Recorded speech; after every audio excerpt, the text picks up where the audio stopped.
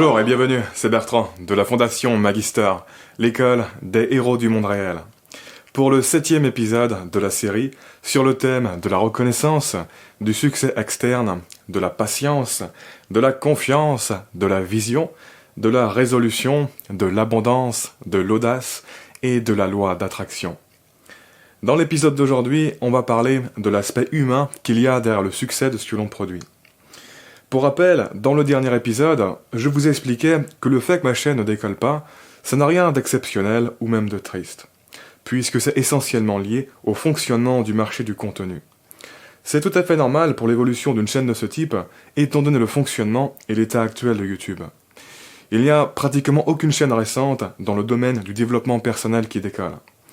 En fait, je crois que les seules chaînes qui ont décollé assez récemment, ce sont des chaînes qui reprennent du contenu, que ce soit des discours connus, des scènes de films connus, etc. Faire décoller une nouvelle chaîne de vidéos de développement personnel dans laquelle tu ne fais que parler et proposer du contenu original, c'est très difficile. Parce que le marché est saturé et que l'algorithme d'exposition des vidéos ne va virtuellement jamais mettre tes vidéos en avant tant que tu restes encore un inconnu. Si vous saviez le nombre de petites chaînes qui existent et que pratiquement personne ne connaît, vous seriez choqués. Et la plupart de ces chaînes ne décolleront jamais. Donc le fait que l'audience d'une chaîne n'explose pas après des mois, voire des années, il ne faut pas se dire que c'est forcément un signe qu'il y a un problème avec le contenu. Et que si le contenu était viable, ça aurait forcément décollé. Non. Encore une fois, comme je vous l'expliquais dans l'épisode précédent, il n'y a rien d'automatique dans le décollage d'une chaîne. Ce n'est vraiment pas lié à la qualité du contenu. Même avec du contenu de qualité, ça prend du temps de s'installer et de gagner du terrain. Certes, il y a des exceptions, mais c'est justement des exceptions et non la règle.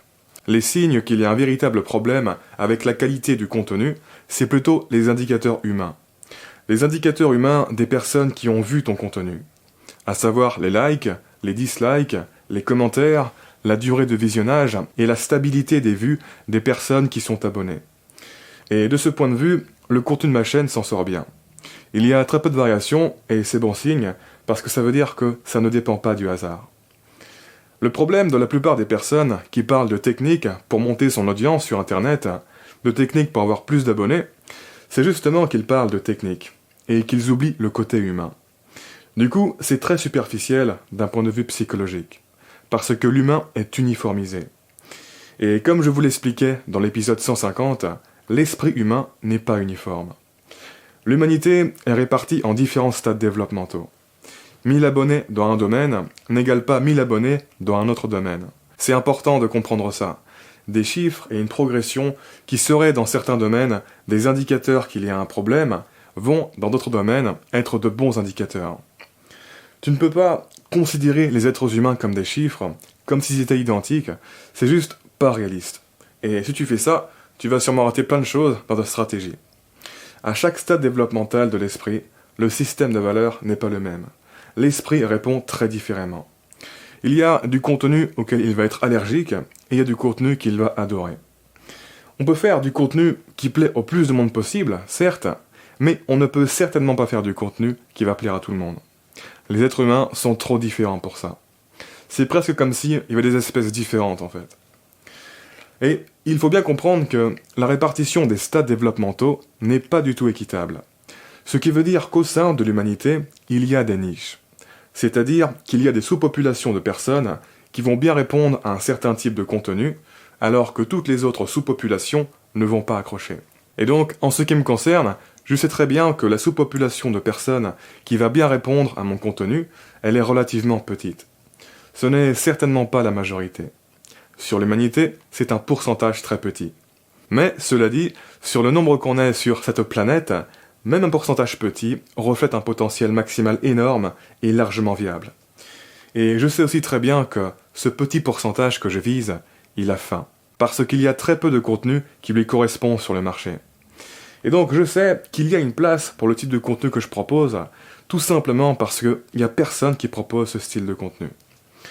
Et d'ailleurs, pour en revenir à ce que je disais dans l'épisode précédent sur l'exposition organique, c'est en ça que, d'une certaine manière, c'est une sorte d'avantage que l'algorithme de YouTube ne mette pas en avant le contenu que tu fais. Parce que ça veut dire que ce que tu fais n'est pas demandé dans le circuit. Dit comme ça paraît être un point négatif, mais en fait, ça veut dire que tu crées progressivement une nouvelle offre, une nouvelle niche dans le marché du contenu. Et certes, ça va être dur pour toi de créer cette niche, mais il faut se dire que ça ne sera pas plus facile pour quelqu'un d'autre qui essaierait de faire pareil.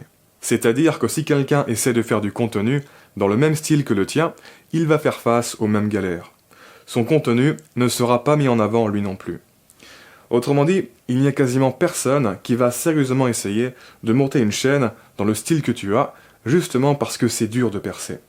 Seuls les plus téméraires vont tenir le coup suffisamment longtemps pour percer, les autres vont tomber sur le chemin. Et donc, si tu persévères et que tu arrives à développer ta chaîne, tu vas t'installer dans la conscience collective comme le leader de cette niche de contenu. Et grâce à cette avance, tu n'auras probablement aucune compétition. Vous savez, je vous l'ai déjà dit dans les premiers épisodes de la chaîne, mais ça fait plus de 10 ans maintenant que j'ai commencé à faire du contenu sur Internet. Je m'étais donné à fond quand j'ai commencé, et je n'ai eu quasiment aucun résultat. Ça a été très dur à encaisser pour moi à cette époque, de réaliser que ça n'intéressait personne, et que ça allait être difficile de réussir avec ce type de contenu. Mais, d'un autre côté, j'ai réalisé qu'il n'y avait aucune raison pour laquelle ça soit plus difficile pour moi que pour les autres.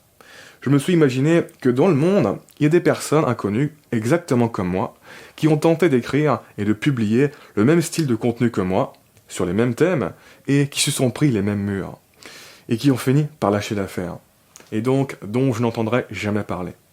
Tout ce que j'ai à faire quelque part, c'est de ne pas tomber moi-même en chemin, et d'apprécier la lenteur et la difficulté, d'accepter que ça n'a rien de personnel. D'où mon insistance sur la patience dans les premiers épisodes de cette série. Pour s'attaquer à des projets exceptionnels et réussir, c'est essentiel d'être patient.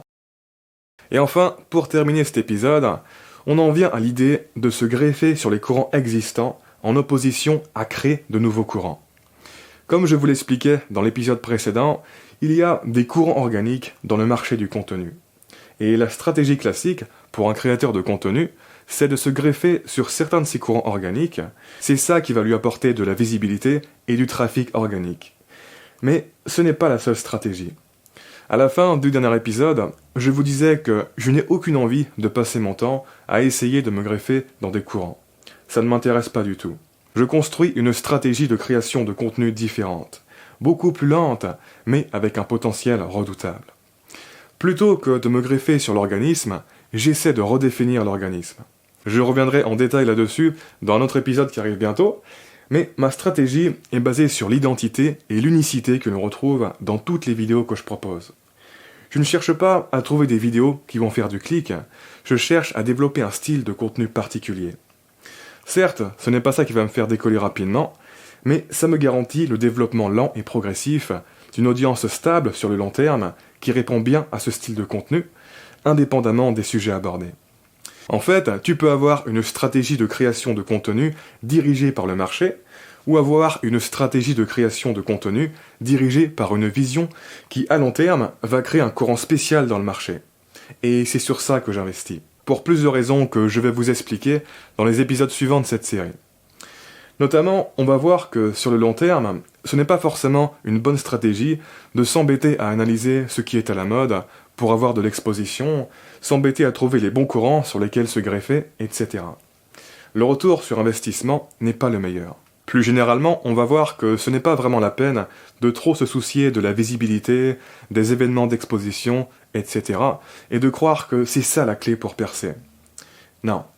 Parce que l'impact maximal que peut avoir un événement d'exposition, il est proportionnel à la valeur que tu as à exposer. Autrement dit, si tu te concentres à créer de la bombe en termes de valeur, le moindre événement d'exposition que tu auras va avoir des chances de déclencher une explosion. Et sur ce, on en reparle dans le prochain épisode. En attendant, je vous invite à vous abonner si ce n'est pas déjà fait, à partager cette vidéo et laisser un pouce bleu si vous l'avez apprécié. Ça m'aide pour la visibilité. Quoi qu'il en soit, je vous remercie de m'avoir écouté jusqu'au bout et je vous dis à très bientôt pour la prochaine vidéo. Ciao.